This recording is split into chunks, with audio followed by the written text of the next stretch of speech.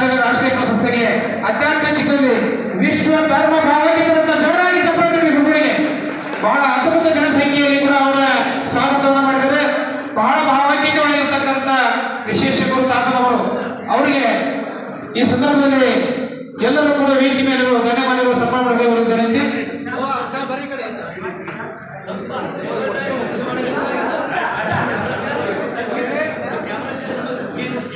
ಅದೇ ರೀತಿಯಾಗಿ ಮುಂದಿನ ಪರಮ ಪೂಜ್ಯ ಕಾಳಪ್ಪ ತಾತನವರು ಬಂದರೆ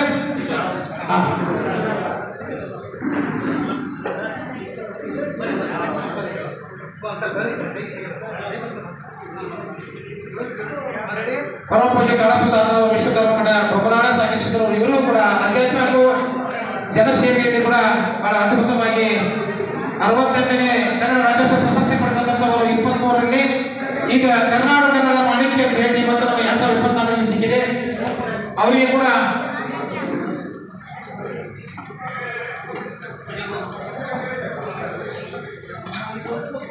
ಮೊದಲ ಪರಮ ಪೂಜೆ